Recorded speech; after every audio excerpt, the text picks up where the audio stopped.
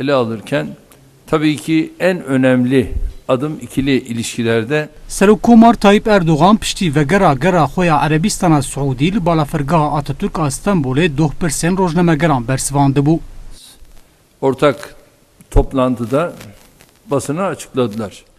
Rojnamegeran têkildarî axaftina Serokwezîr Ahmet Davutoglu ya Roja Borî di televîzyonek taybet de axifî bû û gotibû li dewletên unîter jî serokatî heye hûn vêyekî çawa dinirxînin Erdoğan balkişandibû ser pergala serokatiyê û got ku dema hûn li serdema Hitler a Almanya jî binêrin li welatên unîter serokatî heye û niha jî gelek dewlet bi pergala serokatiyê tên rêvebirin. Dün Sayın Davutoğlu ve Kılıçdaroğlu bir görüşme gerçekleştirdiler ve bu görüşmenin ardından Sayın Davutoğlu akşam bir televizyon kanalına katıldı. Orada üniter devletlerde de başkanlık sistemi elbette ki olabilir dedi. Bu konuda sizin görüşlerinizi alabilir miyiz? Doğru, yani üniter devlette başkanlık sistemi yoktur diye bir şey yok. Şu anda bunun zaten dünyada örneği var. Geçmişten bu yana da var. Yani Hitler Almanya'sına baktığınızda orada da bunu görürsünüz. Daha sonra değişik ülkelerde yine aynı şekilde bunun örneklerini görürsünüz. Yeter ki bütün mesele o başkanlık sisteminin uygulamada halkını rahatsız eden bir yapısı olmasın, karakteri olmasın. Yani uygulamada siz eğer adalet dağıtıyorsanız halkın aradığı, beklediği nedir? Adalettir. Bu olduğu anda zaten sıkıntı olmaz. Ve şu anda da yani başkanlık sistemleri de A'dan Z'ye pirupaktır ifadesini kullanamayız. Yani başkanlık sistemi olup sıkıntıların olduğu yerler yok mu? O da var. Piştî axaftina Serokkomar Tayyip Erdoğan a têkildarî serokatiya Hitler al Almanya bala hemû mirovan kişan ser pergala serokatiya dema Hitler al Almanya.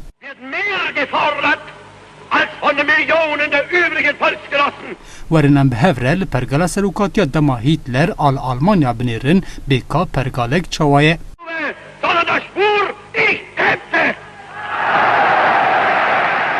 Di encama lêkolînên hatin kirin de derket holê ku Hitler 12 salan li Almanya serokatî kiriye û bi zimanê xwe yê nerm û polîtîk xîtabî gelê xizan, feqîr û Çîna navîn kiriye û ji bo wan bûye hêviyek mezin. Es ist eine kleine, wurzellose internationale Clique, die die Völker gegeneinander hetzt. Di dema serokatiya Hitler de li Almanya ekonomî û leşkerî bi hevre hatine pêşxistin. Piştî pêşxistina ekonomî û leşkeriyê Hitler di polîtîkayên xwe yên derve yê bi welatên din re herdem zimanekî êrişkar bikaraniye û di îlona 1939 de welatê Polonya û hin welatên Ewropa û Asya dagir kiriye. Piştî dagirkirina Polonya û welatên din di navbera Almanya û Yekîtiya Sovyetan ku îro wekî Rûsyayê tê zanîn şer derket û piştî artêşa Sovyetan ket Berlînê Hitler şerwinda kir. Her wiha tê gotin ku şerê cîhanê yê duyemîn ji ber bi fermana Hitler 5 milyon û nîv welatiyên Yahudî hatine qetilkirin û ji ber zimanê êrişkar ê Hitler şerê duyemîn ê cîhanê dest pê kiriye. Her wiha Erdoğan da axaftina xwe de behsa pergala serokatiya li welatên hemtem jî kir û diyar kir ku ev pergal îro li hin welatên Ewropa û Amerîka baş diçe û kar bi lestên kirin. Gelişmiş ülkelere baktığımızda gelişmiş ülkelerin kahir ekseriyetinde bu sistemin olduğunu görüyoruz.